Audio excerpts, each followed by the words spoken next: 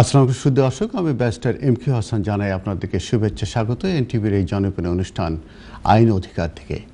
সুধী দর্শক, আইন অধিকার একটি আইন বিষয়ক পরামর্শমূলক অনুষ্ঠান। এই অনুষ্ঠানটি প্রত্যেক শনিবার দুপুর 12:30টার সময় স্কাই চ্যানেল 780-তে সরাসরি সম্প্রচারিত হয়ে থাকে। আপনার স্ক্রিনের উপরে যে নাম্বারটি দেখছেন সেই নাম্বারে আপনারা আমাদেরকে কল করুন এবং asylum, immigration, human rights, lease, PPI, divorce সহ যে কোনো বিষয়ে আপনারা আমাদেরকে কোশ্চেন করতে পারেন। কোশ্চেন করবার সময় একটি বিষয়ে আপনারা সবসময় সতর্ক থাকবেন, আপনাদের টিভির ভলিউমটি মিউট করে রাখবেন এবং আপনারা টিভির রুমে না থেকে অন্য রুমে যেয়ে আপনারা আমাদের সঙ্গে কথা বলবেন, তাহলে আপনাদেরকে আমরা ক্লিয়ারলি শুনতে পাবো এবং আনসারগুলো আমরা দিতে পারবো। সেই দর্শক, আমি ব্যারিস্টার এম.কে হাসান, আমি principal of MK Hasan solicitors. আমার এক্সপার্টাইজ আছে ইমিগ্রেশন, অ্যাসাইলাম, হিউম্যান রাইটস। এছাড়াও আমি ডিভোর্স ম্যাটার, কন্ট্যাক্ট অর্ডার, তারপরে ইনজাংশন, তারপরে আমি লিজ ম্যাটারগুলো আমি ডিল করে থাকি। তো আপনারা শুধু অ্যাসাইলাম, ইমিগ্রেশন ছাড়াও আপনারা যদি লিজের ব্যাপারে কিংবা ডিভোর্সের ব্যাপারে কিংবা কোনো ফ্যামিলি ম্যাটারে আপনারা আমাদেরকে কোশ্চেন করতে পারেন এবং আমি চেষ্টা করব আপনাদের কোশ্চেনের আনসারগুলো দেওয়ার জন্য। আমি সবসময় একটু আপডেট দিয়ে থাকি। আজকে আমি যে নিউ গ্র্যাজুয়েট ভিসা রুট, যেটা 1 জুলাই থেকে যেটা লঞ্চ হয়েছে, সেটার ব্যাপারে আমি একটু কিছু কথা বলে আমি কলারদের কাছে ফিরে যাব। আমাকে বলা হচ্ছে অসংখ্য কলার লাইনে আছে। আমরা জানি 1 জুলাই থেকে যে গ্র্যাজুয়েট ভিসা রুট এটা শুরু হয়েছে, এটা আবার নতুন করে ইন্ট্রোডিউস করা হয়েছে, যেটা 2008-এ ইন্ট্রোডিউস করা হয়েছিল এবং 2012-এ সেটা অ্যাবলিশ করে দেওয়া হয়েছিল। এরপরে দেখা গেছে যে এদেশে স্টুডেন্টদের আসার যে ইচ্ছা কিংবা আসার যে এখানের যে প্রসেস করার ক্ষেত্রে কিন্তু আসলে স্টুডেন্টদের অনেক সংখ্যা কমে যায়, কারণ স্টুডেন্টদেরকে আসার পরে যে ক্যাপ সিস্টেম করে দেওয়া হয়েছিল এবং ক্যাপ সিস্টেমের পরিপ্রেক্ষিতে তারা কিন্তু 10 ইয়ার্সের যে লফুল রেসিডেন্স সে পর্যন্ত তাদের যাওয়া ডিফিকাল্ট হয়ে যাচ্ছিলো, যেটা আগেই সম্ভব ছিল। এবং পিএসডাব্লিউ যেটা ছিল 2 বছর তাদেরকে পারমিশন টু ওয়ার্ক দেওয়া হতো, তারা কাজ করার সুযোগ পেত, সেইটা কিন্তু বন্ধ হয়ে গেছিলো বলেই কিন্তু বিভিন্ন যে ধরনের সংস্থা আছে এদেশে তারা কিন্তু এই ব্যাপারে সোচ্চার ছিল এবং তারই একটা পজিটিভ একটা সরকারের গভর্নমেন্টের একটা ইমিগ্রেশন চেঞ্জ, যেটা 1 জুলাই থেকে গ্র্যাজুয়েট ভিসা রুট লঞ্চিং করা হয়েছে। তো গ্র্যাজুয়েট ভিসা রুট লঞ্চিংয়ের এখানে যে এলিজিবিলিটি রিকোয়ারমেন্টস আছে, আমি সেটার ব্যাপারে একটু আলোকপাত করে আমি কিন্তু কলারদের কাছে ফিরে যাব। কলাররা আপনারা একটু ধৈর্য ধরুন, কারণ এটা কিন্তু ভেরি ভেরি ইম্পর্টেন্ট। এটা 1 জুলাই থেকে ইন্ট্রোডিউস করা হয়েছে এবং বেশ একটু কমপ্লিকেটেড ম্যাটার রয়ে গেছে, যে কারণে একটু যদি আলাপ আলোচনা করি যারা স্টুডেন্ট হিসেবে আছে তাদের জন্য এটা পরবর্তীতে অ্যাপ্লিকেশন করতে ইজি হবে। প্রথমে বলা হয়েছে যে যারা এদেশে টিয়ার 4 জেনারেল স্টুডেন্ট হিসাবে যাদের পারমিশন আছে at the time of graduate route visa application, তারাই কিন্তু একমাত্র এই অ্যাপ্লিকেশনটা করতে পারবে। তার মানে গ্র্যাজুয়েট ভিসা রুট যেটা আছে সেটা একমাত্র টিয়ার 4 জেনারেল স্টুডেন্টের যাদের পারমিশন আছে এবং যখন তারা এই গ্র্যাজুয়েট রুট ভিসাটা অ্যাপ্লিকেশন করবে তখনই কিন্তু তাদেরকে কিন্তু ওই ভিসায় থাকতে হবে। At the time of making graduate route visa application, they must be on Tier 4 General Student Visa. এটা কিন্তু প্রথম রিকোয়ারমেন্টস রয়ে গেছে। তারপরে দ্বিতীয় যে রিকোয়ারমেন্টস রয়ে গেছে, it can only apply from within the UK. এই অ্যাপ্লিকেশনটাকে একমাত্র ইউকে থেকে অ্যাপ্লাই করা যাবে এবং এটি কিন্তু অবশ্যই before expiry of their student visa they must apply. তাদের স্টুডেন্ট ভিসা এক্সপায়ার করার আগে তাদেরকে করতে হবে এবং ইন কান্ট্রি, দ্যাট মিনস যারা এখানে ইউকেতে আছে তারাই কিন্তু এই অ্যাপ্লিকেশন করার জন্য এলিজিবল হবে এবং তারা রিকোয়ারমেন্ট স্যাটিসফাই করবে। এরপরে যেটা আসছে যে applicant must hold a degree, under graduate, masters or a PhD. যারা যখন অ্যাপ্লিকেশন করবে তাদেরকে কিন্তু এই under graduate, masters or PhD এই এই এই কোর্সগুলো কিন্তু তাদেরকে কমপ্লিট করতে হবে। এবং এছাড়াও কিন্তু আরও কিছু কোর্স আছে, সেটার ব্যাপারে বলা হয়েছে, যেটা রকমের লিগ্যাল প্র্যাকটিস কোর্স, যেটা আমরা এলপিসি বলে থাকি। যদি কেউ সলিসিটার হতে চায় তারা কিন্তু এই মধ্যে তাদেরকে গ্র্যাজুয়েশন করে, এলএলবি যে কোনো গ্র্যাজুয়েশন করার পরে তারা যদি এলপিসি করার পরে তার ট্রেনিং কন্ট্রাক্ট নিয়ে তারা কিন্তু সলিসিটার হতে পারে। তো এলপিসি যদি হয় তাদেরকে কেউ যদি কমপ্লিট করে তাদেরকে post graduate visa route application করতে পারবে। Master degree, under graduate, PhD তো আমি বলেছি, তারপরে পিজিসিই যেটা বলা হয়েছে, তারপরে PGDE, foundation programme in medicine or dentistry, এই কোর্সগুলো যদি কেউ কমপ্লিট করে at the time of the application, তাহলে কিন্তু তারা এলিজিবল হবে to make this graduate visa application, এবং they will be satisfying the requirements. এরপরে যেটা আছে যে applicant must have completed the course during their current period of Tier 4 or student permission when they apply for it. তাদেরকে কিন্তু এই কোর্সটা কিন্তু তাদেরকে কমপ্লিট করতে হবে, যেটা আমি কিছুক্ষণ আগে বললাম। And this must be the same course, এবং বলা হয়েছে যে তারা যে কোর্সে তাদের কাজ confirmation of acceptance for study তাদের ইস্যু করা হয়েছিল, এবং সেটার বেসিসে যখন তারা এন্ট্রি ক্লিয়ারেন্সের জন্য অ্যাপ্লিকেশন করেছিল কিংবা এখানে আসার পরে, তখন তাদের যে কোর্স, যে confirmation of acceptance for studies আছে, সেইটা তাদের যে ইস্যু করা হচ্ছে যে কোর্সের জন্য, সেই কোর্সেই কিন্তু তাদেরকে থাকতে হবে, এবং সেই কোর্সটি কিন্তু তাদেরকে কমপ্লিট করতে হবে। এখানে খুব লিটল বিট লিমিটেড এক্সেপশন আছে। Applicants' qualification must be awarded by an approved UK higher education provider. এই যে তারা যে কোয়ালিফিকেশনগুলো নেবে, আমি যেটা বললাম, under graduate, masters or PhD কিংবা লিগ্যাল প্র্যাকটিস কোর্স অথবা পিজিসিই, পিজিডি, ফাউন্ডেশন, এই প্রোগ্রাম, এই কোর্সগুলো কিন্তু তাদেরকে অবশ্যই হায়ার এডুকেশন প্রোভাইডার হতে পারবে। তার মানে এখানকার হায়ার এডুকেশন প্রোভাইডার কিন্তু ইউনিভার্সিটিগুলো। এবং আরেকটা যেটা বলছে, listed on the home office approved student sponsor register as a student sponsor track record, এবং তাদের কিন্তু স্টুডেন্ট স্পন্সর রেজিস্টারও, অ্যাপ্রুভড স্টুডেন্ট স্পন্সর রেজিস্টারও কিন্তু তাদেরকে হতে হবে। এরপরে যেটা এলিজিবল ব্যাপারে বলা হচ্ছে, সেটা হচ্ছে যে student study must be taken place in the UK. এই কোর্সটা কিন্তু অবশ্যই ইউকেতে হতে হবে, এবং যারা for courses less than 12 months লং, the applicant must have been in the UK studying the whole course. যাদের 12 months-এর নিচে যাদের কোর্স আছে তাদেরকে হোল কোর্স কিন্তু তাদেরকে ইউকেতে করতে হবে।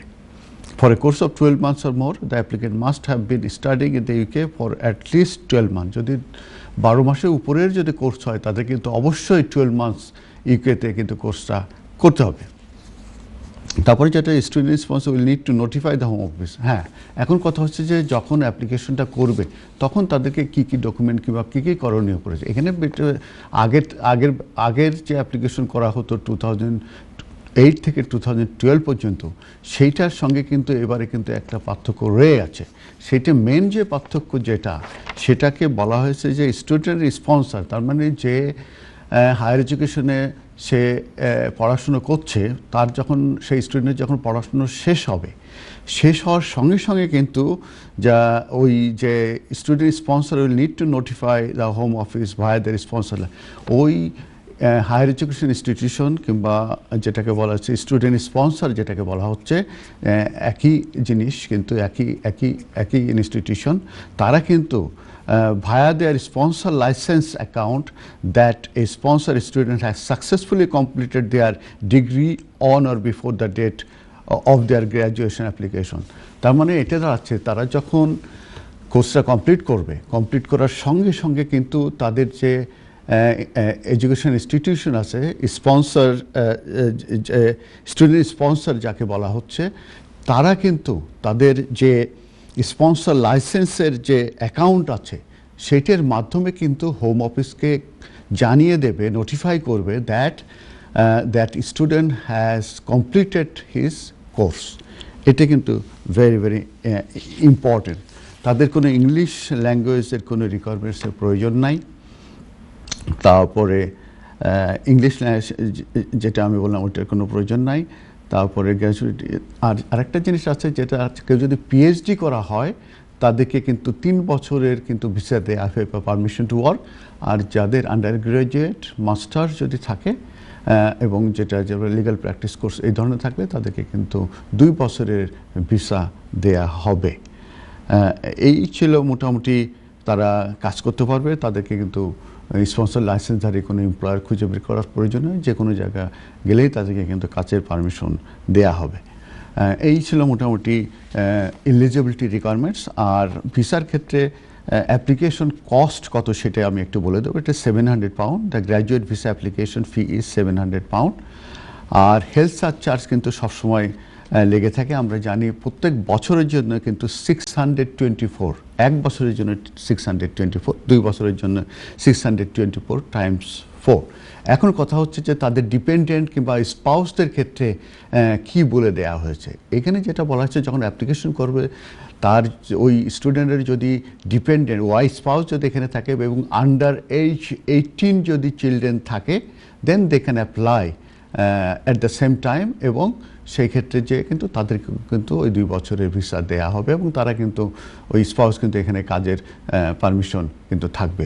এই ছিল মোটামুটি যেটা আমি বললাম যে গ্র্যাজুয়েট ভিসা রুট, যেটা 1 জুলাই থেকে এটা ইন্ট্রোডিউস করা হচ্ছে। আপনারা কিন্তু খেয়াল রাখবেন এলিজিবিলিটিগুলো, যে রিকোয়ারমেন্টসগুলো কি, এই রিকোয়ারমেন্টসগুলো আপনি স্যাটিসফাই করতে পারলে আপনাকে 2 বছরের ভিসা দেওয়া হবে এবং আপনি কিন্তু কাজ করতে পারবেন। এক্ষেত্রে কোনো সমস্যা হওয়ার কথা না। আমাকে বলা হচ্ছিল যে কলার আছে, আমি দেখি কলার কে লাইনে আছে। হ্যালো, আসসালামু আলাইকুম। আসসালামু আলাইকুম। ওয়ালাইকুম আসসালাম। ভালো আছেন? আলহামদুলিল্লাহ, আলহামদুলিল্লাহ। আপনি কেমন আছেন ভাইয়া? ভালো আলহামদুলিল্লাহ, খুব সুন্দর দিন করতে ভালো আলহামদুলিল্লাহ। আমার একটা প্রশ্ন আছে, জাম্বারনু কেস যে এইটা বন্ধ হয়ে গেছে না, অ্যাপ্লিকেশন করা লাগবে হয়তো? কোনটা কোনটা? জামরানু কেস যে, হ্যাঁ, জামরানু তো এটা তো 30th জুন পর্যন্ত এগুলো কিন্তু ভ্যালিড ছিল। জি, ঠিক আছে, 30th জুন পর্যন্ত কিন্তু এগুলো ভ্যালিড ছিল। এখন কিন্তু 30th জুনের পরে কিন্তু এগুলো আর নাই, শেষ হয়ে গেছে নিয়োগটা। আমি আরো একটা অনুষ্ঠানে শুনছিলাম যে আরো 6 সপ্তাহ বাড়াইছেন টাইম। তো আমি তো British child care, full time child care, আমার কোর্টে জোর দিচ্ছি, তো আমি করতে পারবো না। এখন যারা বাড়ানোর যেটা ব্যাপার আছে সেটা আমি একটু বলি। বাড়ানোর ব্যাপারটা হচ্ছে যে যারা এদেশে 31 ডিসেম্বরের আগে এসেছে, ঠিক আছে, ইউরোপের আমি উদ্দেশ্য আমি লিভ টু রিমেইন যেটা 10 বছরের ক্যাটাগরিতে আছি, আমরা British child care full time কোর্টে জোর দিচ্ছি যে আমি ফুল টাইম কেয়ার করতাম 24 আওয়ার। তো আমি করলাম 7 বছর ধরে, আমার বাচ্চার বয়স 7 বছর হয়ে গেছে, আমি 7 বছর ধরে তাই কেয়ার করলাম। তো আমি জানি না, আমি লাস্ট উইক জানছি যে ওলা করা যায় ইন্ডিপেন্ডেন্টলি। তো আমি করছিলাম সলিসিটর টেলিফোন, এখন তো আরো জনে কইলা যে আরো 6 সপ্তাহ বললে টাইম বাড়াইছে। 6 সপ্তাহ জামরনা কেসে, এটা জামরনা কেসের বেসিসে যে অ্যাপ্লিকেশন সেটার টাইম বাড়ানো হয়নি। টাইম বাড়ানো হয়েছে সেটা হচ্ছে যে যারা ইউরোপীয় সিটিজেন 31 ডিসেম্বরের ভিতরে এখানে এসেছে তারা যদি আন্ডার সেটেলমেন্ট কিংবা প্রি সেটেলমেন্ট স্কিমে যদি অ্যাপ্লিকেশন করতে না পারে তাদেরকে 1 মাসের নোটিশ দেওয়া হবে যে তারা এই অ্যাপ্লিকেশনটা করুক এবং তাদের এক্সপ্লেন থেরাপি এবং আমি কিটা করতে পারতাম না এখন না। আপনি তো জামরনা কেসের কথা বলছি, সেটা 30th জুনে কিন্তু এটা ক্লোজ হয়ে গেছে সোফার, আমি যেটা জানি আর কি। ঠিক আছে, থ্যাংক ইউ। আমি কিটা এটা করতে পারতাম না, যারা ব্রিটিশ চাইল্ড কেয়ার 7 বছর ধরে কেয়ার আছে ফুল টাইম কেয়ার। সেটা আমি বলছি যে ওটা আমি যতদূর জানি 30 জুন এটা শেষ হয়ে গেছে। ঠিক আছে, thank you for call. Next caller. Hello, আসসালামু আলাইকুম। হ্যালো হ্যালো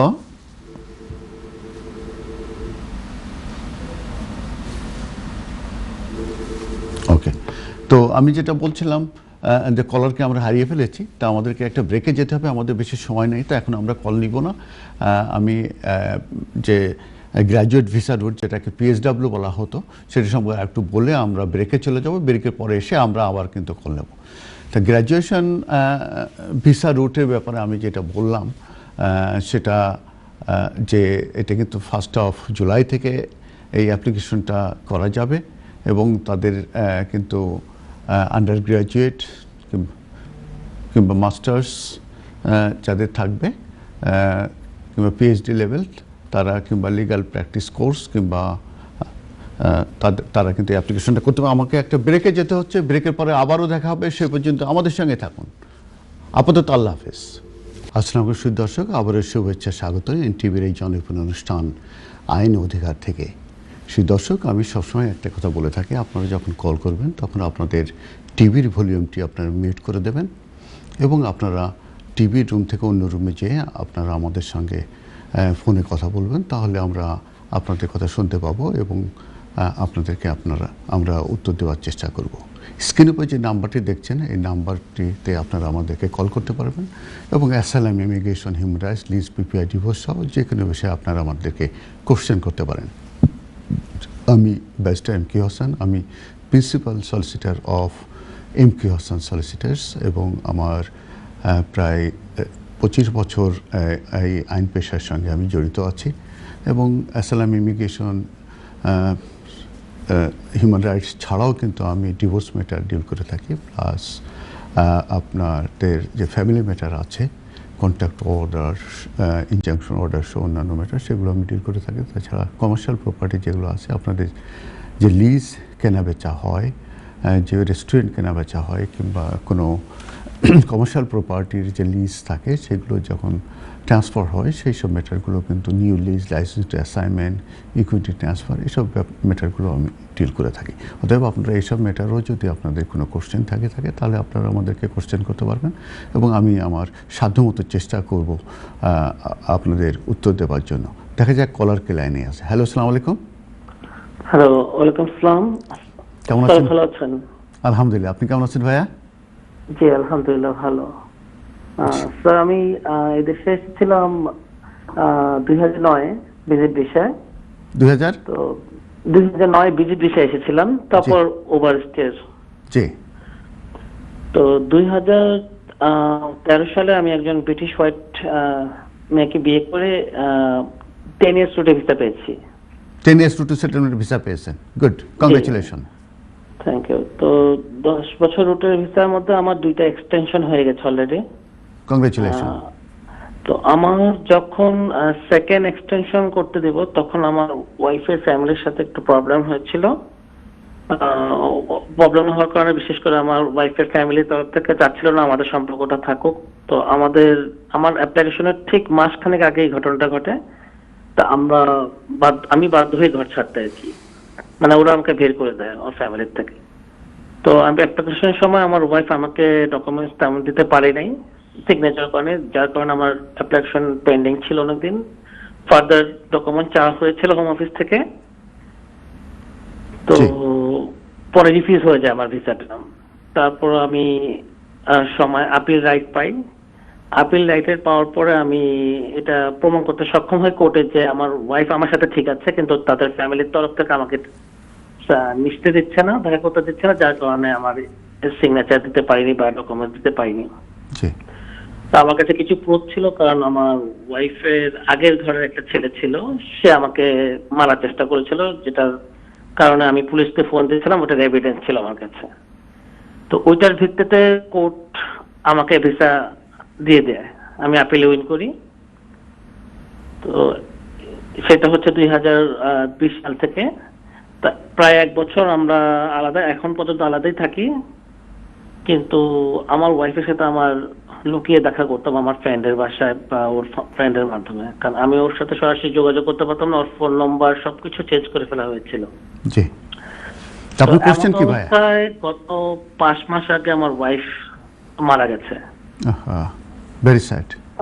ও মেন্টালি খুব সিক ছিল, এবং ওর একটা রোগও ছিল, পায়ের একটা সমস্যা ছিল, ব্লাড সার্কুলের কোনো একটা সমস্যা ছিল, ওটার কারণে ওর হার্ট অ্যাটাক হয়েছে।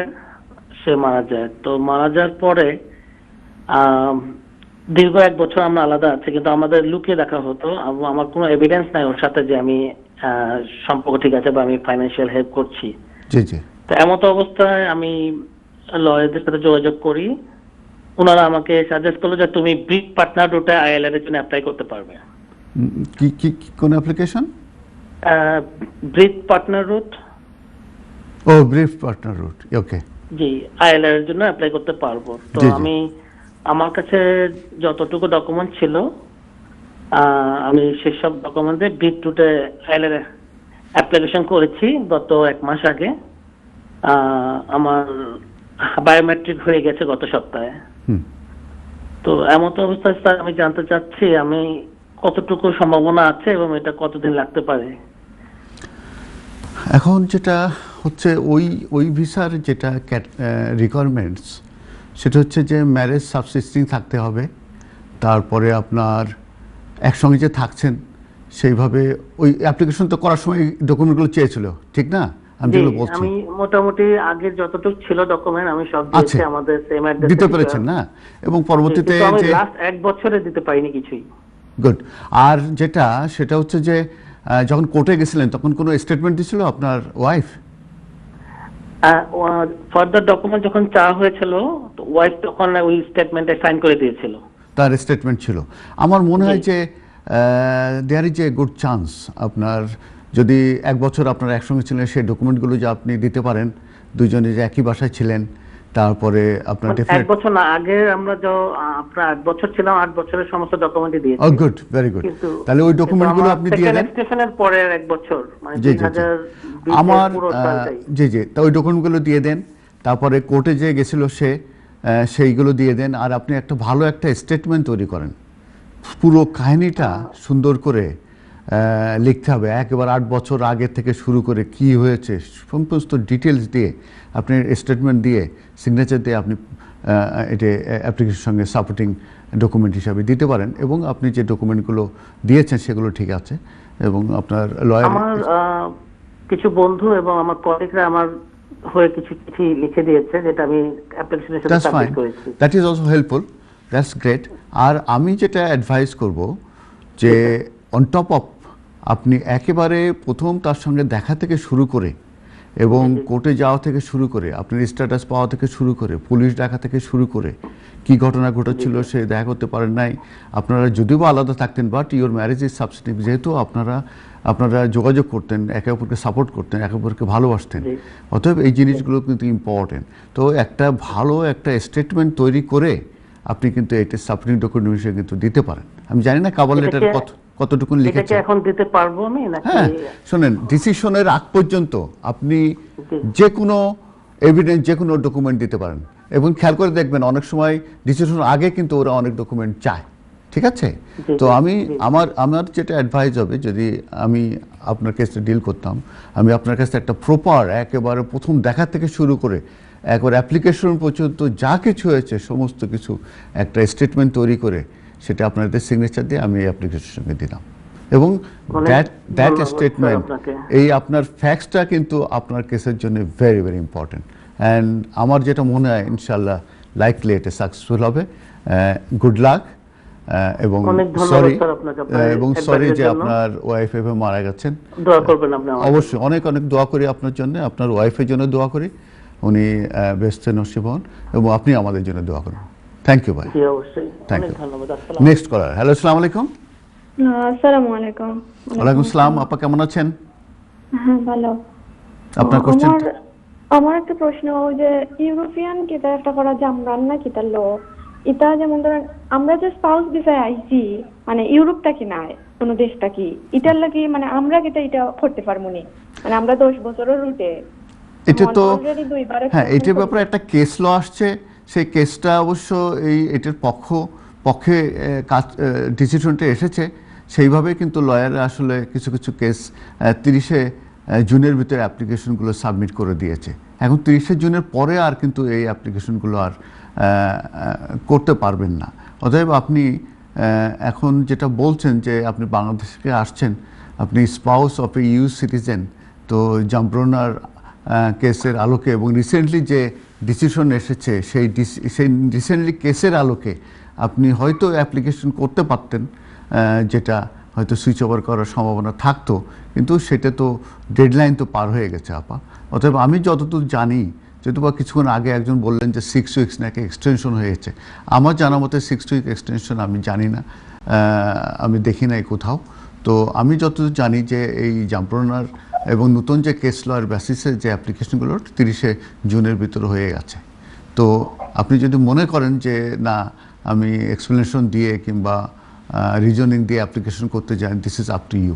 কিন্তু আমি বলবো যে এই অ্যাপ্লিকেশনের ডেডলাইন 30শে জুন শেষ হয়ে গেছে এবং এই অ্যাপ্লিকেশনে কোনো ফিস ছিল না। ঠিক আছে, থ্যাংক ইউ আপা for your call. Thank you.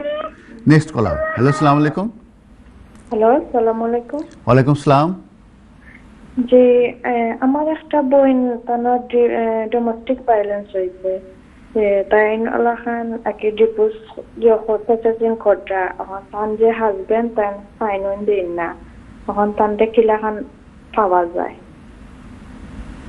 আপনার বোন ডোমেস্টিক ভায়োলেন্সের শিকার হয়েছে, উনি কি বাংলাদেশ থেকে এসেছেন? জি জি, বাংলাদেশ থেকে। স্পাউস হিসাবে? জি জি। ওকে, তারপরে কি হয়েছে? উনি কি পুলিশ ডেকেছিলেন কিংবা ডাক্তারের কাছে এগুলো কিছু বলেছে? জি, তার ডোমেস্টিক ভায়োলেন্স লিগেল লই গেছে, এখন ডিপোজ প্রসেসিং চলে, তার যে হাজবেন্ড। ও, উনি লিগ্যাল হয়ে গেছেন? জি জি জি। তাহলে আপনার কোশ্চেনটা কি আপা? কোয়েশ্চেন হইলো যে তার হাজবেন্ডে সাইন করেন না, আর কি রকম তার হাজবেন্ডে পাওয়া যায়? কি সাইন করছে না? ডিভোর্স লেটারও সাইন করে। ও, ডিভোর্স লেটার যদি সাইন না করে তাহলে এটার একটা প্রসিজার আছে। এটা বেইলিফ দিয়ে আপনার ডিভোর্স পিটিশনটা সার্ভ করতে হবে। আপনার অ্যাড্রেস জানেন ওই ভদ্রলোকের? জি, যে ফার্স্ট টাইম যে অ্যাড্রেস আসলো ও অ্যাড্রেস জানেন, আর কোনো অ্যাড্রেস জানেন না, বাট তার হাজবেন্ড একটা অ্যাড্রেস জানতে হবে মাস্ট। অ্যাড্রেস যদি আপনি জানেন কিংবা রেস্টুরেন্টে কোথায় কাজ করে, ফাইন না তো কি রকম পাওয়া যাবে? অ্যাড্রেস না পারলে ডিভোর্স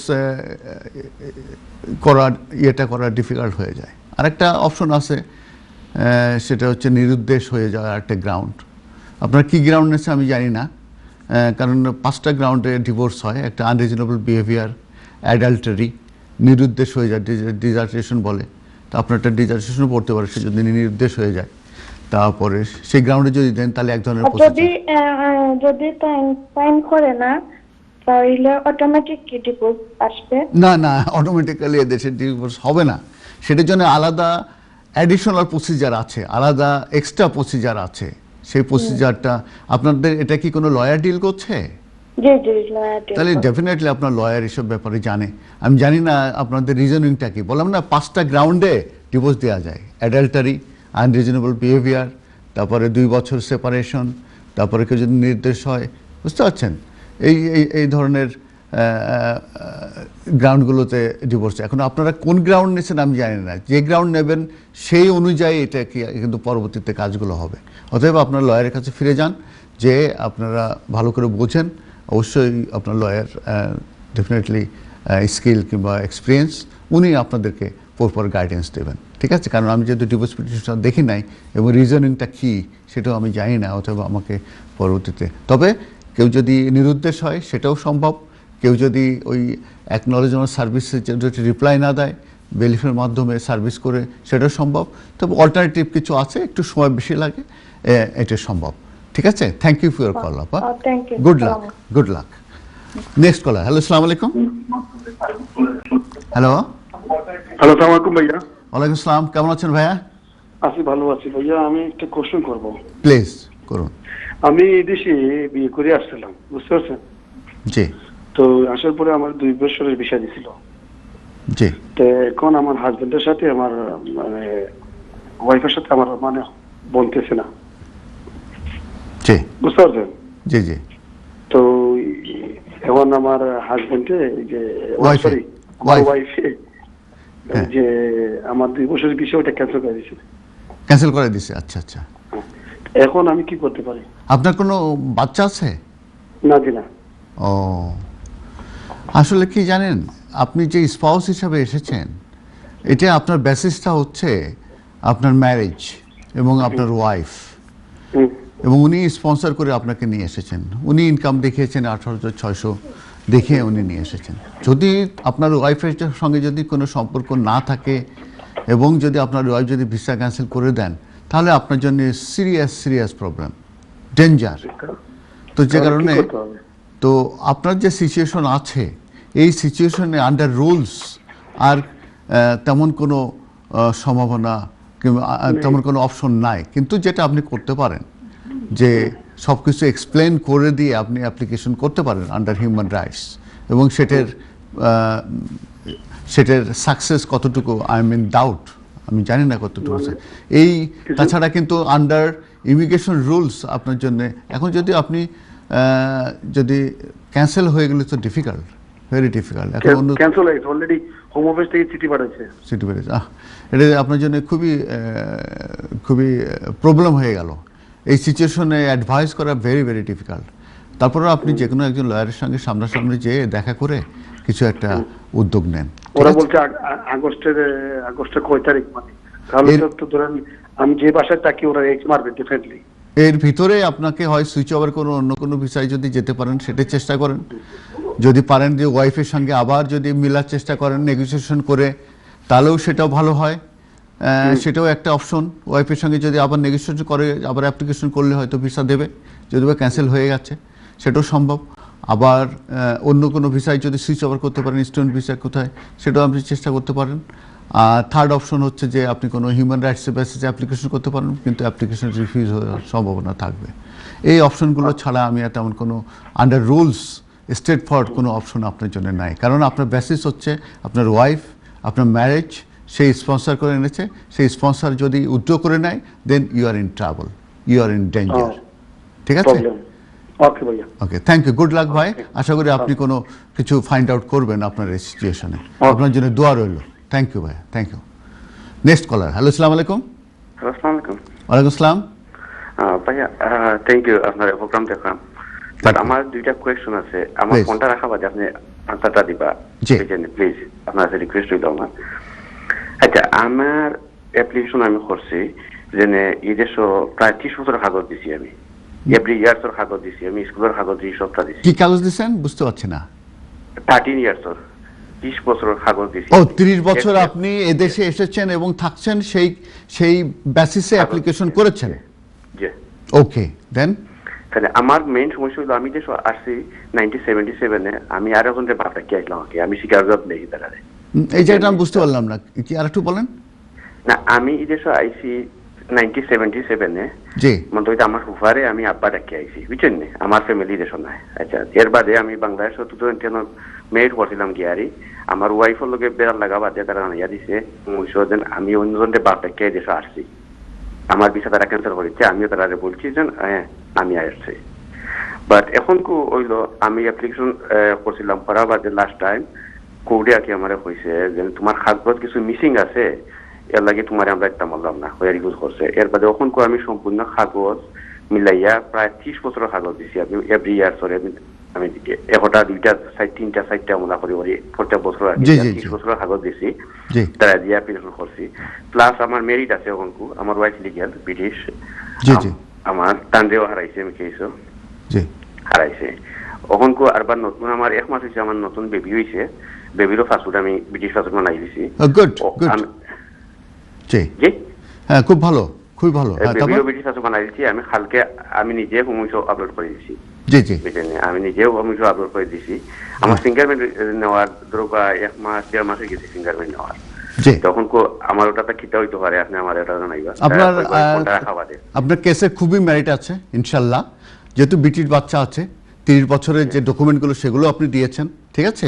ওয়াইফ ব্রিটিশ, আমি ডকুমেন্ট দিছি। জি, তাহলে এবার আপনার ভেরি স্ট্রেট ফরওয়ার্ড কেস। যদি ক্রিমিনাল কোনো অ্যাক্টিভিটিস যদি না থাকে, ঠিক আছে, আপনার কেস ইনশাল্লাহ 99%, 100% আল্লাহ দিতে পারে, ঠিক আছে? আমি খুব আশাবাদী আপনার কেসের ব্যাপারে। না, আমার কোনো ক্রিমিনাল রেকর্ড নাই এখানে, আমার কয়েকবার আমার 14-15 বার কোর্ট হইছে। তাহলে আপনি পেয়ে যাবেন ব্রিটিশ বাচ্চা, ব্রিটিশ ওয়াইফ, 30 ইয়ার্স আছেন, 3টে গ্রাউন্ড আপনার জন্য।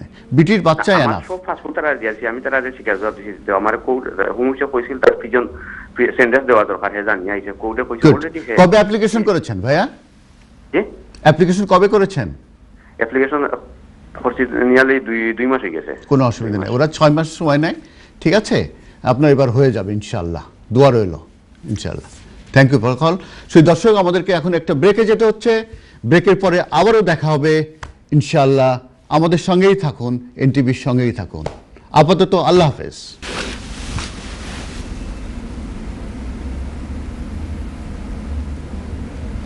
আসসালামু আলাইকুম দর্শক, আমি ব্যারিস্টার MQ হাসান জানাই আপনাদেরকে শুভেচ্ছা স্বাগত এনটিভির এই জনপ্রিয় অনুষ্ঠান আইনি অধিকার থেকে। শুধু দর্শক, আইনি অধিকার একটি আইন বিষয়ক পরামর্শমূলক অনুষ্ঠান। এই অনুষ্ঠানটি প্রত্যেক শনিবার দুপুর 12:30টার সময় স্কাই চ্যানেল 780-তে সরাসরি সম্প্রচারিত হয়ে থাকে। আমি barrister MQ Hasan, principal solicitor of MQ Hasan solicitors.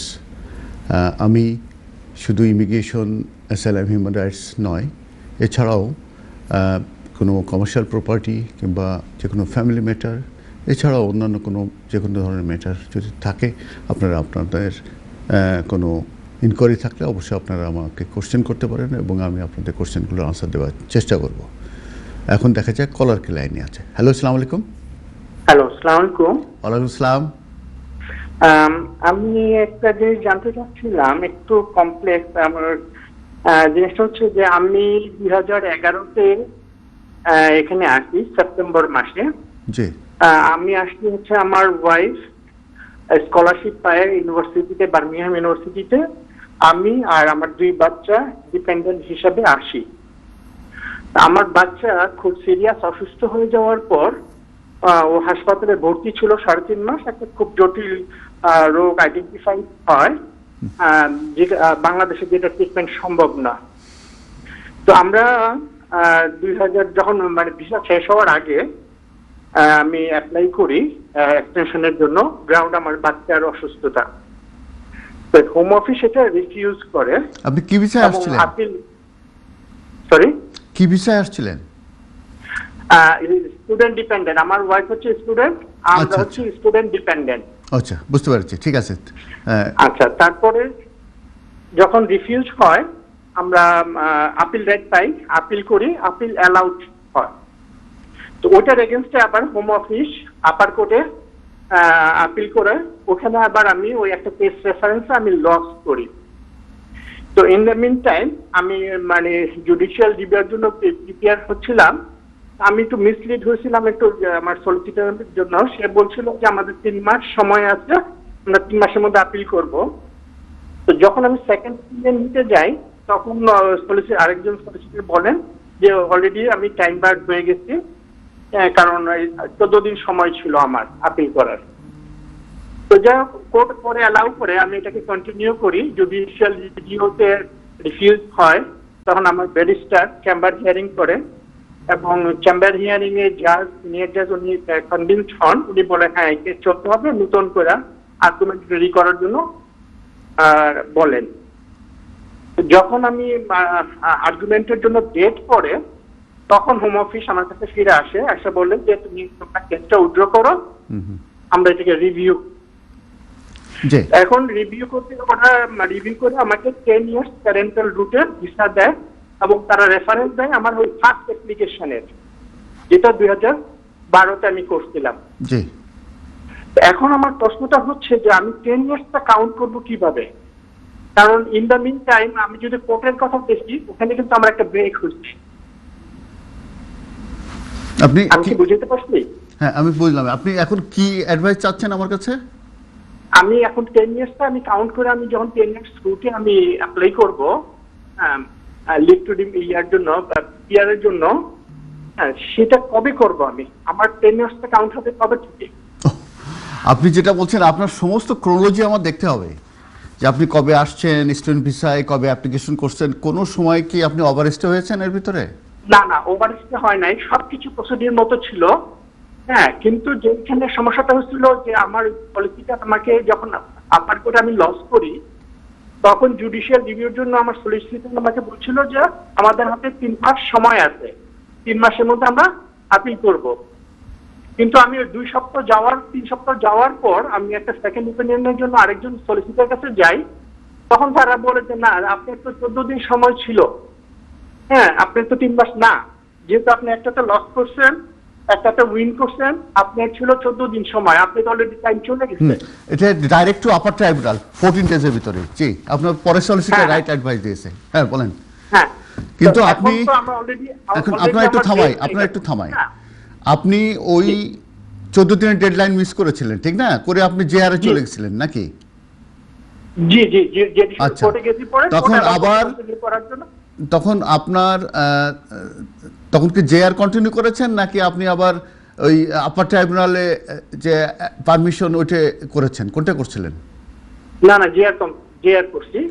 এখন হ্যাঁ, একটা জিনিস বলি আমি, এবং জেআরটা আপনি যখন ওরা তুলে নিতে বলে তখন আপনি জেআরটা আপনি তুলে নেন, তারপরে ওরা রিকনসিডারেশন করে তারপরে আপনাকে 10 ইয়ার্স রুট সেটেলমেন্টে দিয়েছে, তাই না? প্যারেন্টাল রুটে। জি জি জি জি। এখন যে সমস্যা আমাকে হচ্ছে যেটা পাঠিয়েছে, জি। সরি মানে বুঝতে ফার্স্ট পারছি। অ্যাপ্লিকেশনের রেফারেন্সে তারা আমাকে বলছে। জি, আমি বুঝতে পেরেছি। এখন সমস্যা যেটা সেটা হচ্ছে যে জুডিশিয়াল রিভিউ পেন্ডিং থাকলে, ঠিক আছে, এটা জি। কিন্তু 3C যেটা 3C অনুযায়ী আসলে আপনার আগেরগুলো কিন্তু কন্টিনিউ করেছিল। যখনই আপনি ভিসা শেষ হওয়ার আগে অ্যাপ্লিকেশন করবেন, section 3C of 1971 act, immigration অ্যাক্টে আপনি কাভার করেন, ঠিক আছে?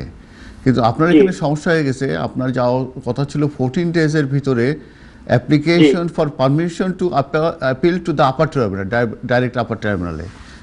ওখানে বোধহয় একটা ইয়ে ছিল, সেটা না যেয়ে আপনি চলে গেছেন জুডিশিয়াল রিভিউ, এবং জুডিশিয়াল রিভিউ থেকে আপনি আপনার ইয়ে পেয়েছেন। তা এখন ওরা যে ডিসিশন, যে অরিজিনাল ডিসিশন, সেটা কি ওরা কি রিকনসিডার করে তারপরে কি আপনাকে দিয়েছে? জি জি, অরিজিনাল ফার্স্ট অ্যাপ্লিকেশন যেটা আমি এক্সটেনশনের জন্য ফার্স্ট এক্সটেনশনের জন্য অ্যাপ্লাই করছি, সেটা রেফারেন্স দিয়ে আমাকে বলছে যে তোমাকে 10 ইয়ার্স রুটে ভিসা, প্যারেন্টাল রুটে ভিসা দেওয়া হলো। আপনার 10 ইয়ার্স শুরু হবে আপনি ডেট অফ অ্যারাইভেল থেকে, যখন আপনার ওয়াইফ স্টুডেন্ট হিসাবে আসছে কমিউনিটি ইউনিভার্সিটিতে, সেখান থেকে 10 ইয়ার্স শুরু হবে। আর আচ্ছা, থ্যাংক ইউ। এটা নিয়ে আমি কনফিউজ ছিলাম, কারণ আমি ভয় পাচ্ছিলাম যে ওদের যদি ওই কোর্টের যে ওই ব্রেক হয়েছিল, এখন তো কোর্ট কোনো ইস্যু না নাকি, আমি বুঝতে পারছি না। এখন আপনারটা আসলে আরো একটু বোঝার ব্যাপার আছে। 10 ইয়ার্স লফুল রেসিডেন্সি এখানে ব্রেক হয় কি হয় না, কারণ আপনি অ্যাপ্লিকেশনটা জেআর কতদিন, 30 দিনের ভিতর, 90 ডেজের ভিতর করছেন, তাই না? 90 ডেজের ভিতর। হ্যাঁ, সেটা করছি, কিন্তু আমি ধরেন যে 14 দিন, তো আমি সেকেন্ড ওপেনিয়নের জন্য গেছিলাম 21 দিনের মধ্যেই। তখন যখন দেখলাম যে তাড়াতাড়ি এসে আমি সলিসিটর চেঞ্জ করে আরেকজন সলিসিটর। আরেকটা জিনিস আপনি দেখবেন, শোনেন, আপনি যখন আপনার জেআরটা উইথড্র করছেন, ওইখানে টার্মস অ্যান্ড ওখানে একটা এগ্রিমেন্ট হয়েছে, বুঝছেন? আপনাদের লয়ার কিংবা আপনি সিগনেচার দিয়েছেন এবং হোম অফিসের লয়ার সিগনেচার দিয়েছে। ওইখানে টার্মসগুলো কী ছিল? ওইখানে যে টার্মসের ভিতরে আপনি হয়তো আপনার লয়ার যদি মানে দিতে পারতো যে 3C শুড বি কন্টিনিউ, কিংবা দিতে পারতো যে অরিজিনাল ডিসিশনটা রিভার্ট হবে, এইভাবে যদি ওখানে টার্মস থাকে তাহলে ডেফিনেটলি 3C কভার করবে, ঠিক আছে? না, এখানে ফ্রেশ, উনি আবার ফ্রেশ অ্যাপ্লাই করছে, মানে ফ্রেশলি আবার সাবমিট করতে ডকুমেন্টস গুলো নতুন করে আবার ফরওয়ার্ডিং দিয়ে, ওখানে কিছু মনে হয় দেয়নি। তা আমি যেটা বলছি, আপনার 10 ইয়ার্স লফুল রেসিডেন্সি হবে কি হবে না এর উপরে আমি কিন্তু কোনো কমেন্ট দিচ্ছি না। আমি শুধু বলছি যে আপনার 10 ইয়ার্স লফুল রেসিডেন্সি কাউন্ট হবে from the date of arrival থেকে, ঠিক আছে? জি জি জি জি, thank you for your call. Thank you. জি, থ্যাংক ইউ। আরেকটা, সরি, ওয়ান মোর একটা কোশ্চেন। জি। আমার ছেলে এখানে জিসিএসসি পাস করছে, হ্যাঁ, এখন কি ওকে B1 দিতে হবে? মানে হ্যাঁ, জিসিএসসি করলেও B1 দিতে হবে, এ লেভেল করলে, শুধু গ্রাজুয়েশন থাকলে তার দেয়া লাগে না, ঠিক আছে? ও আচ্ছা, থ্যাংক ইউ, থ্যাংক ইউ। ওয়ালাইকুম আসসালাম। দর্শক, আমাদেরকে ব্রেকে যেতে হচ্ছে, ব্রেকের সময় হয়ে গেছে। ব্রেকের পরে আবারও আপনাদের সঙ্গে দেখা হবে, সে পর্যন্ত আমাদের সঙ্গেই থাকুন। আবারও দেখা হবে। আল্লাহ হাফেজ। আসসালামু আলাইকুম দর্শক, আমি ব্যারিস্টার MQ হাসান জানাই আপনাদেরকে শুভেচ্ছা, স্বাগত এনটিভির এই জনপ্রিয় অনুষ্ঠান আইনি অধিকার থেকে। শুধু দর্শক, আইনি অধিকার একটি আইন বিষয়ক পরামর্শমূলক অনুষ্ঠান। এই অনুষ্ঠানটি প্রত্যেক শনিবার দুপুর 12:30টার সময় স্কাই চ্যানেল 780-তে সরাসরি সম্প্রচারিত হয়ে থাকে। যদি কলার থাকে আমি কলে চলে যাব, কলার তা নাহলে আমি কিছু আমি কল নিয়ে নিই। হ্যালো, আসসালামু আলাইকুম। কলার কে লাইনে আছেন প্লিজ। আসসালামু আলাইকুম, কেমন আছেন ভাই? ওয়ালাইকুম আসসালাম, আলহামদুলিল্লাহ। আপনি কেমন আছেন? হ্যাঁ, ভালো ভালো আছে। আমাদের আজকে তো খুব সুন্দর দিনও। থ্যাংক ইউ, ভালো সুন্দর আছে। ওয়েদার। জি জি আমার আমার একটা প্রশ্ন ভাই, আপনি জি করার পরে আপনি একটু ক্লিয়ারলি বুঝাইয়ে বলবেন নাকি আমাকে। জি বলেন। আহ, আমি একটা ফার্দার সাবমিশন করেছিলাম। কি করছিলেন? ফার্দার সাবমিশন ফার্দার সাবমিশন করেছিলেন? ইয়েস। 2 বছরের উপরে হয়ে গেছে। 2 বছর উপরে হয়ে গেছে। আচ্ছা। হ্যাঁ, যে সময় আমি ফার্দার সাবমিশন করেছিলাম তখন আমার বাচ্চার বয়স ছিল 6.5 বছর। আমার আমার 2 বাচ্চা এই দেশে, 2 বাচ্চার বোন এই দেশে। তো কোনো রেজাল্ট দেয় নাই। 7 মাস আগে আমি তাদেরকে আরেকটা রিমাইন্ডার দিয়েছি, আমার বড় বাচ্চার বয়স তখন 7 বছরের উপরে হয়ে গেছে, জি ওইটা অ্যাড করার জন্য আমার কেসের সাথে। তো তারা 3 সপ্তাহ পরে আমাকে বলছে যে আমার নতুন এভিডেন্স দেওয়ার জন্য। নতুন এভিডেন্স এর ভিতরে আমি না সাপোর্ট পাই ফার্দার সাবমিশন করার পরে, কাজের রাইটও পাই, আর আমার বাচ্চার স্কুলের রায়, ওইটা এডিশনাল লেটার, ডক্টর থেকে লেটার, সবগুলো আমি পাঠিয়ে দিয়েছি 7 মাস আগে। জি। তো তারা আমাকে আর কিছু জানা নাই। গত সপ্তাহে তারা আমাকে ইমেল দিচ্ছে যে আমার বাচ্চার তো 8 বছর 8 মাস হইতেছে, চলতেছে। এখন আমরা কি একসাথে থাকবো, প্রুফ অফ অ্যাড্রেস একসাথে আছি কিনা, তারপরে স্কুল থেকে কনফার্মিং লেটার, তারপর ডাক্তার থেকে লেটার, ওইগুলা চাইছে আছে আমার। জি। আর তো এখন আমার প্রশ্ন হচ্ছে যে এটা কি কি হতে পারে, ভালো কি? এটা ভালো হবে। আপনি ওই প্রমাণগুলো দিয়ে দিলে, যেহেতু বাচ্চা 7 বছর হয়ে গেছে, এখানে জন্ম তো না? হ্যাঁ, দেশে জি। তাহলে আপনাকে 10 ইয়ার্স টু সেটেলমেন্টে 2.5 ইয়ার্স ভিসা দিয়ে দেবেন ইনশাল্লাহ। তো আমি পাঠিয়ে দেওয়ার পরে আমার ফ্যামিলির তো কোনো ফিঙ্গারপ্রিন্টিং নাই।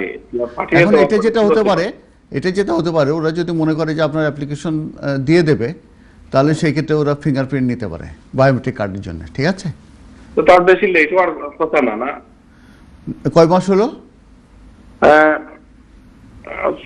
আমি এখনো পাঠাই নাই, ওই সপ্তাহ পাঠাবো।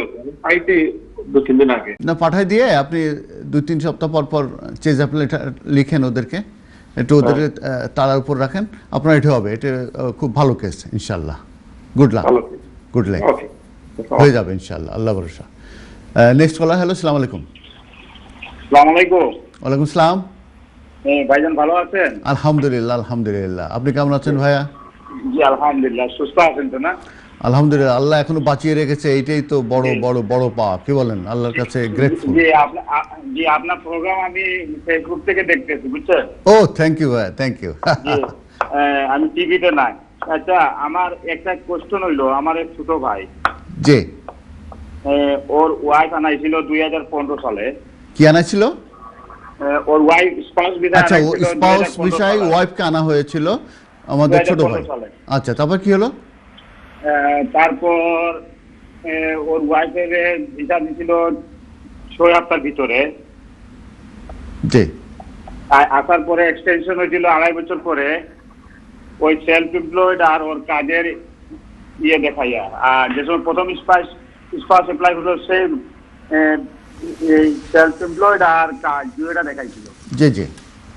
হ্যাঁ, এখন যে সময় ইনডিফিনিট লিগের সময় সেম ইয়েতে ওর ওয়াইফের কাজ আর ওর সেলফ এমপ্লয়েড দেখাইয়া ইয়ে করছিল, ওরা রিপোর্ট কইরা 10 বছর ওটা দিয়ে দিচ্ছে। আচ্ছা। জি। এখন কি হতে পারে? এখন ডিসিশন রিভিউ করা হয়েছে, পিএস কোটেশন করার পরে এখন 2-2.5 মাস হয়ে গেছে। কি হতে পারে বলেন তো এখন কোর্টে? এখন আমি তো জানি না যে কি গ্রাউন্ডে রিফিউজ করেছে। হ্যাঁ, রিফিউজ করছে ওর যে সেলফ এমপ্লয়েড, জি, ও অগাস্ট থেকে অগাস্ট, জি, আর গভর্নমেন্টের রুল হইলো এপ্রিল থেকে এপ্রিল ট্যাক্স ইয়ার। হ্যাঁ হ্যাঁ, এইটার মধ্যে তার নিয়মটা হচ্ছে, আর ওর সেলফ এমপ্লয়েড অনেক পুরনো, বুঝছেন? এই পুরনো ওর চলতেছে, পুরনো লয়ে। না, নিয়মটা হচ্ছে যে আপনার এখন যদি কেউ অ্যাপ্লিকেশন করে, তাহলে এন্ডিং এপ্রিল সেলফ এমপ্লয়েড হচ্ছে এপ্রিল টু এপ্রিল মার্চ। জি তো এপ্রিলে আপনার তো অ্যাকাউন্টস করে অ্যাকাউন্ট সামার দিতে হবে, এসএ 302 দিতে হবে, 12 মান্থের ব্যাংক স্টেটমেন্ট দিতে হবে। ওইগুলা সব ওই তাহলে সমস্যা একটা কি হয়েছে? ওই যে অ্যাকাউন্টের কাগজটা না, অ্যাকাউন্টের কাগজটা হইলো এপ্রিল থেকে এপ্রিলে ও টেক ইয়ার, আর অ্যাকাউন্টের বিজনেস অ্যাকাউন্টের সেলফ এমপ্লয়েডের কাজ ওর অগাস্ট থেকে অগাস্ট। এটা কিভাবে হয়, কে করছে এটা? এটা তো আমার অ্যাকাউন্টিং সার্ভে তো করতেছে, আই যে 20 বছর উপরে ওর বিজনেস। না, এটা কি উনি ডাইরেক্টর, এটা কি কোম্পানি হিসাবে? কোম্পানি হলে না সেলস অর্ডার। তাহলে আগস্ট করলে কেন? ওরা তো আসলে ওরা চায় এপ্রিল টু এপ্রিল করলে, আর বাদ বাকি যেগুলো থাকে এগুলো আর দেখানোর দরকার লাগে না। না ভাইজান, প্রথম তো দুইবার হইছে, দুইবার দিচ্ছে ওরা, মানছে। জি, এখন ইন্ডিভিজুয়াল লিভের সময় মানলো না কেন, এটাই আমি আপনার প্রশ্ন আর কি। এখন তো আসলে আমি তো বুঝতে পারছি না, যদি এসএ 302 থাকে 12 মান্থ, সব আছে, সব ক্লিয়ার। তাহলে আপনারা চ্যালেঞ্জ করছেন? জি, আপনারা চ্যালেঞ্জ করছেন, জুডিশিয়াল রিভিউ করছেন? জি চ্যালেঞ্জ করে ফেলছি আমরা। জি, কোনো অসুবিধা নেই। তাহলে যদি আপনাদের ভ্যালিড গ্রাউন্ড থাকে তাহলে আপনাদেরকে এটা উদ্যোগ করে নিতে বলবে, ঠিক আছে? হওয়ার চান্স আছে নি ভাইজান?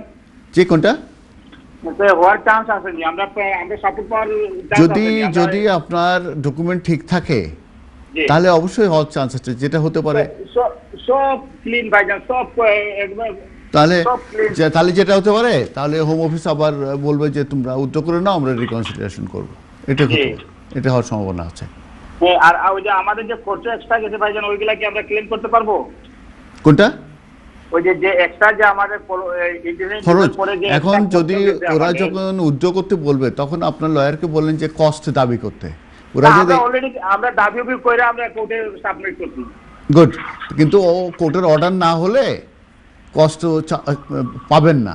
কোর্টের অর্ডার হতে হবে যে কস্ট দেয়া হোক, ঠিক আছে? কিংবা যখন আপনি উইন করবেন তখন কোর্টে যদি অর্ডার দেয় তাহলে আপনি কস্ট পাবেন, ঠিক আছে?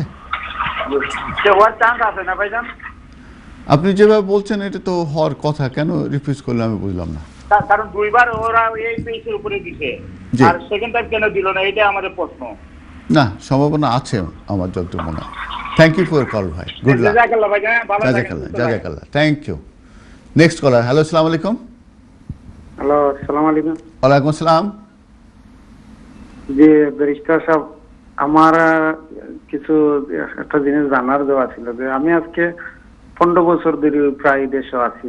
অ্যাপ্লিকেশন করতে হোম অফিসে আমার কিছু ছাড়ে না, যে একটাও করি তারা কিছু দিতে চায় না, বিশ্বাস করতে চায় না। লাস্ট আসিলে চাইলাম গত ডিসেম্বরে কোর্ট হয়েছে, আউটা তো জাজেও হোম অফিসের পক্ষে সেম কিচ্ছা গাইছে। এখন আবার উপর ট্রাইব্যুনালের লাগে আপিল করছি, বাট আর কিচ্ছু জানার না, 3-4 মাস হয়ে গেছে। এখন আমি চাইলাম যে এখন তো আমি সলিসিটার দিয়ে করতেও ব্যর্থ, এখন আমি নিজেকে কোনো সিটি দিলে কোনো সমস্যা হবে না, বা এটা কতটুকু ভালো? না, এদেশের নিয়মটা হচ্ছে যে যদি আপনি নিজের ম্যাটার নিজে ডিল করতে পারেন, চিঠি লিখতে পারেন, ইমেল করতে পারেন, আপনি নিজে করতে পারবেন। আবার যদি মনে করেন যে না আমার এটা সময় নেই, কিংবা আমি এটা বুঝতে পারছি না, আমার একজন লয়ার দরকার, তখন আপনি লয়ারকেও ধরতে পারেন। তো এটা লয়ারের কাছে তো যাই, বা তারা তো এটা খালি বড় বড় অ্যামাউন্ট চাই দিতে। আমি এখন সব দিকেও আমি এখন পয়সা এগুলা খাবার হয়, এখন চাইলাম একটা লেটার বা কোথায় লেটারটা ছাড়তে হবে, যদি ছাড়ে আমি। তাহলে এখন কি পেন্ডিং আছে? কি পেন্ডিং আছে এখন? ওই আপার ট্রাইব্যুনালের ওইটাই জাস্ট পেন্ডিং আছে। ও, তাহলে আপার ট্রাইব্যুনালে আপনি একটা চিঠিতে দিতে পারেন, একটা ইমেল আছে, ট্রাইব্যুনাল না দিয়ে আপনি হোম অফিসে গেছে স্যার, যে তুমি মানে তুমি না, হোম অফিসে ছাড়লে হবে না, আপনার ট্রাইব্যুনালে পাঠাতে হবে। ওখানে অ্যাপিল নাম্বার আছে, ঠিক আছে? ট্রাইব্যুনাল একটা ইমেল আছে কিংবা ফ্যাক্স নাম্বার আছে, ওরা এখন ইমেলে চায়, ওটা পাঠিয়ে দিলে আমি স্যার এখন এটা ঠিক আছে, ওইটা তো আছে, বাট আমি স্যার ওইটার জায়গা থাকক, মানে হোম অফিসের একটা রিকোয়েস্ট যে তুমি তাই তো যখন আমার সিচুয়েশনটা বুঝে না, আমি তার কাছে একটু আর কি যদি অ্যাপিল পেন্ডিং থাকে আপার ট্রাইব্যুনালে কিংবা ফার্স্টার ট্রাইব্যুনালে, তখন আপনাকে সেখানে লিখতে হবে এটা যদি এক্সপার্টাইট কিংবা এটা যদি আরো আপনি তাড়াতাড়ি করতে চান। আর এর ভিতরে কি এটা যে আপিলে কোনো ফ্রেশ কিছু মানে ফার্দার সাবমিশন কিছু করা যাবে না? এটা দুইটা ফোরাম, আপনি দুইটা কাজ একসঙ্গে করতে পারবেন না। যেহেতু অ্যাপিল পেন্ডিং আছে, অ্যাপিল এক্সস্টেড হলে তখন আপনি ফার্দার সাবমিশনের ব্যাপার থাকবে। আর চিঠিটা যদি এখন দিলেও হোম অফিসে আর চিঠি দিয়ে লাভ নাই। হোম অফিস ওরা অ্যাপিলের মাধ্যমে আপনার সঙ্গে কন্টেস্ট করবে, আর অ্যাপিলের মাধ্যমে আপনাকে ফাইট করতে হচ্ছে এবং করবেন। অতএব আপনি আর এই অ্যাপিলটা শেষ না হওয়া পর্যন্ত কোনো অ্যাপ্লিকেশন কিংবা কোনো ফার্দার সাবমিশন করা ঠিক হবে না। ঠিক আছে, ওকে, ধন্যবাদ। Thank you, thank you, good luck. Next caller. Hello, আসসালামু আলাইকুম। ওকে, আসসালামু আলাইকুম। ওয়ালাইকুম আসসালাম। ভাই স্যার, আপনার একটা প্রশ্ন আমার। বলুন। আমার ভিসার টাইম যাইব কি, আরো আগস্ট যাইব কি? জি। আমি ছাড়ছিলাম ড্রাইভিং লাইসেন্স লাগি, যে বউ আইছেন আমার পাসপোর্ট। জি। আমি যদি 28 দিন আগে বলে অ্যাপ্লাই করা লাগে, এরপরে যদি কই কোনো প্রবলেম হইব নি? 28 দিনের ভিতরে আপনি অ্যাপ্লিকেশন করতে পারেন, 28 দিনের বাইরে না, ভিতরে। ভিসা শেষ শেষ হবে তার 28 দিনের ভিতরে অ্যাপ্লিকেশন করতে হবে। আমি কোনো প্রবলেম হইব নি? এখন আপনি যেটা করতে পারেন, অ্যাপ্লিকেশন এখন তো অনলাইনে অ্যাপ্লিকেশন করতে হবে, ঠিক আছে? জি। আপনি কি অ্যাপ্লিকেশন করবেন? এটা এফএলআর এপি নাকি এফএলআর? আমার ওয়াইফের ফাউজ ভিসা লাগে। স্পাউস। আপনার কি ইনকাম আছে? ইনকাম আছে? জি, 18,000। ও গুড গুড। আপনার অনলাইনে অ্যাপ্লিকেশন করবেন, করার পরে আপনাদের আরেকটা অ্যাপয়েন্টমেন্ট নিতে হবে, ঠিক আছে? জি। ফিঙ্গারপ্রিন্ট, বায়োমেট্রিক, যদি স্ক্যান ডকুমেন্টগুলো স্ক্যান করার জন্য যদি আরেকটা অ্যাপয়েন্টমেন্ট নেন, সেটা আপনারা 1.5 মাস 2 মাস পরেও নিতে পারেন, ঠিক আছে? জি। লেটে নিতে পারেন, টাইম নিতে পারবেন। ওই ডকুমেন্টগুলো দেওয়া, কিংবা ওরা যে একটা পিকচার নেবে, ওদের যে সেন্টার আছে হোম অফিসের সঙ্গে সারপ্রাইজ কার্ড আছে, এর মধ্যে পাসপোর্টের যে ফটোকপিও আছে। হ্যাঁ, ফটোকপিতে অ্যাপ্লিকেশনের সময় তো কিছু লাগবে না, অ্যাপ্লিকেশনের সময় তো ইনফরমেশন লাগবে, ফটোকপি ইনফরমেশন লাগবে। আর যদি আপনি আপলোড করেন তাহলে করবে, কিন্তু পাসপোর্টটা অরিজিনাল চাই। আর যখনই আর একটা সেন্টারে আপনি অ্যাপয়েন্টমেন্ট করবেন, সেটা আপনি মাঝখানে সময় পাবেন, ঠিক আছে? জি। এবং ওইখানে যাওয়ার পরে আপনি যদি অরিজিনাল না থাকে, আপনি এক্সপ্লেন এবং এইসব বলতে পারবেন, আপনি ওই অ্যাপ্লিকেশনের ভিতরে বলতে পারবেন যদি আপনার কাছে অরিজিনালটা না থাকে। বলবেন যে ডিভিএল আছে, আমরা অ্যাপ্লাই করব, আমরা বলে দেব বলে আমরা পাসপোর্ট। হ্যাঁ, ওখানে চাইবে যে অরিজিনাল পাসপোর্ট দিতে পারবো কি পারবো না। তখন আপনি বললেন যে না, তখন ওরা চাইবে যে কেন, তখন বললে যে আমরা তো ড্রাইভিং লাইসেন্সের জন্য ডিভিএল দিচ্ছি, এখন আসে নাই, ঠিক আছে? জি। ওকে, থ্যাংক ইউ। ওকে ভাই, thank you. Thank you. Next caller. Hello, আসসালামু আলাইকুম। আসসালামু আলাইকুম ভাই। ওয়ালাইকুম আসসালাম। হ্যাঁ, ভালো আছেন? আলহামদুলিল্লাহ, আপনি কেমন আছেন? আলহামদুলিল্লাহ। ভাই, আমার একটা প্রশ্ন আছিল। জি। আমার 2018 আমার ওপেন সার্জারি ছিল, তখন হসপিটালে মিটিং কইরা আমার ভিতরে পেট মানে অপারেশনে একটা নিডেল রেখে দিয়েছে। ওইটা পরে যখন আবার আমি হসপিটালে চেক করার পর এটা ধরা পড়ছে। ধরা পড়ার পরে আমি নেকলেন্সিয়ান্স করছিলাম, অ্যাপ্লাই করছিলাম। অ্যাপ্লাই করার পর এটা আমি জানতাম না যে এরা যে ডাইরেক্ট কোর্টে শো করবো কি না। আমার 2 বছর পর গত বছর নভেম্বরে কেসটা ফাইনাল আপোষ করে দিয়েছে। তখন আমি আপোষে রাজি ছিলাম না, রাজি না হওয়াতে এরা প্রথম আমার একটা অ্যামাউন্ট ছিল, ফিগার দিয়েছিল 3,000 পাউন্ডের। এটা আমি মানি নাই। পরে আমার 4,500 পাউন্ডের তারা কোর্স, তাদের ইন্টারেস্ট ছাড়া আর কি, কমিশন ছাড়া তারা আপোষ করে ফেলছে। এবং আমার বলছে যদি আমি এটা আপোষ না করি তাদেরকে আমার 18,000 পাউন্ড দিতে হবে। ওই লয়ারকে ওই সময় আমি মনে করেন একটু ভয়ে, মানে নিজে একটু নার্ভাস হইয়া এটা মানে আপোষ আমি রাজি হয়েছি। আমি আবার ইয়ে করছি, তাদেরকে একটা ইমেল করছি যে আমি তো এটা ইন্টারেস্ট না, আমি কোর্টে শো করো তোমরা কেস। তারা বলছে যে না, হসপিটালের সাথে এরা আপোষ করে বলছে। তো আমি বললাম এটা তো আমি রাজি না। বলছে যদি রাজি না হো তাহলে তুমি আমাদেরকে 18,000 পাউন্ড দিতে হবে, যদি না আমরা তোমাকে নোটিশ করবো। তখন আমি এরা বলছি যে তোমাদের এই ভয়ে আমি এটা আপোষ করে ফেললাম, মানে আমি রাজি আছি তোমাদের ভয়ে, কিন্তু আমি মনে থেকে আমি এটা আপোষ না। আচ্ছা, কিন্তু আমার কোনো সইটই নেয় নাই, ডাইরেক্ট ইমেলের উপরে।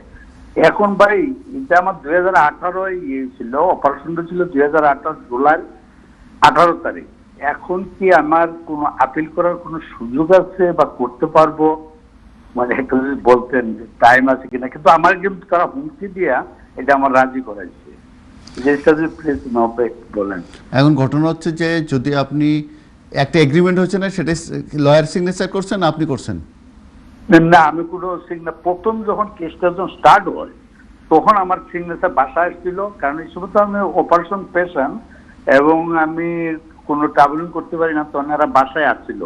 এটা আপনার আমি বলি যে ইয়েটা ফার্ম রইল lime farm, lime solicitor farm.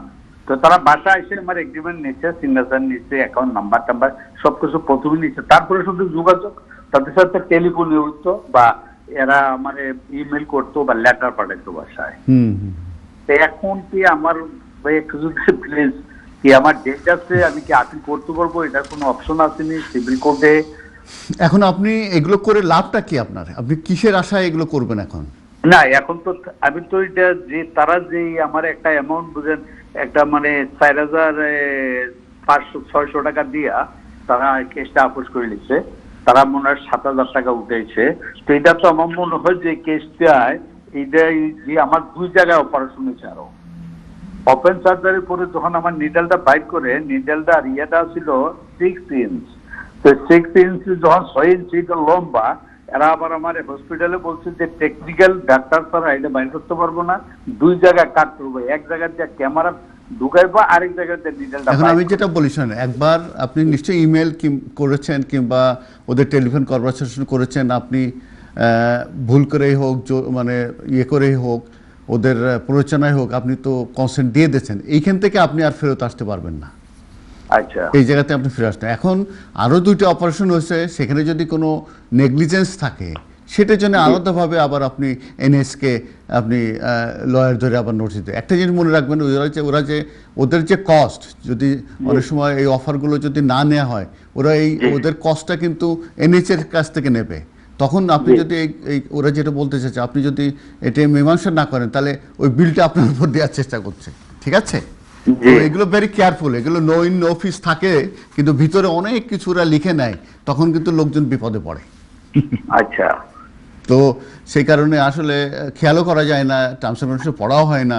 হ্যাঁ, কিন্তু টার্মস অ্যান্ড কন্ডিশন অনেক কিছু লেখা থাকে যেগুলো পরবর্তীতে প্রবলেম হয় আর কি। তাই এখন আসলে দেখেন যে নতুন করে যদি কোনো নেগলিজেন্স হয়, তাহলে সেটার উপরে আপনি বেসিস করে কমপ্লেন দিয়ে কোনো কিছু কম্পেনসেশন পান, সেটা কিন্তু যেটা হয়ে গেছে সেটা গন, সেটার জন্য আপনি আর কিছু করতে পারবেন। যেমন আমার এই যে এখন ব্যথা হইতে আছে, কন্টিনিউ ব্যথা হয়, ডাক্তার। এটা কি অপারেশন হয়েছে ভাই? কোন জায়গা অপারেশনটা? আমার ওপেন সার্জারি হয়েছিল, হার্টের ওপেন সার্জারি।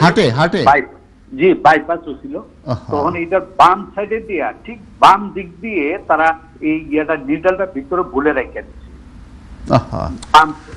গুড লাক ভাইয়া, আমাদের অনুষ্ঠান শেষের দিকে, অনেকক্ষণ আপনার সময় দিচ্ছি। গুড লাক, আপনি সুস্থ এবং ভালো থাকেন, এটাই দোয়া করি। আপনারা আমাদের জন্য দোয়া করবেন। যদি কল থাকে, যদি খুব শর্ট কল থাকে, 2 মিনিট আছে আমাদের, এরপরে আমাদের অনুষ্ঠান শেষ হয়ে যাবে, তাহলে এটা কল নেব, তাহলে আমি কিছু ডিসকাশন করে আমি বিদায় নেব আপনাদের কাছ থেকে। সবাইকে ধন্যবাদ। আমি সবাই বলেছে অনুষ্ঠানটা ভালো হয়, আপনাদের কমেন্টস কিংবা আপনাদের মতামত এবং আপনাদের অ্যাপ্রিসিয়েশন কিন্তু আমাদের ইন্সপায়ারেশন। আপনারা যখন এভাবে বলেন তখন কিন্তু আমরা ইন্সপায়ার্ড হই আসলে।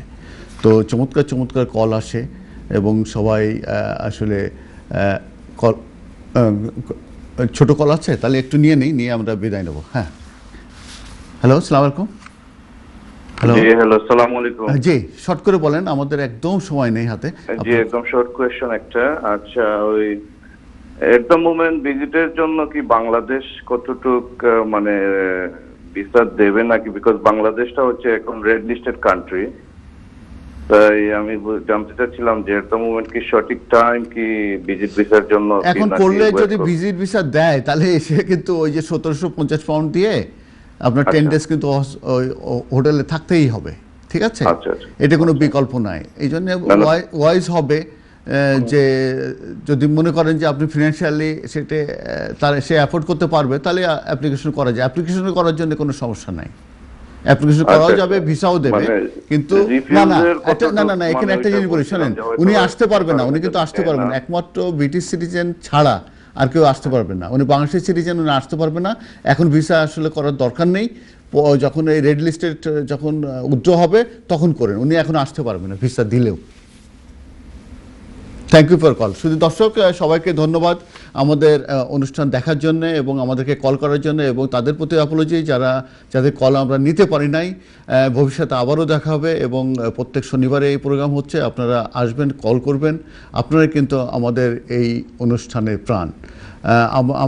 আপনাদের জন্য দোয়া, আমাদের জন্য আপনারা দোয়া করবেন। ভালো থাকবেন, সুস্থ থাকবেন। আল্লাহ হাফেজ, আসসালামু আলাইকুম।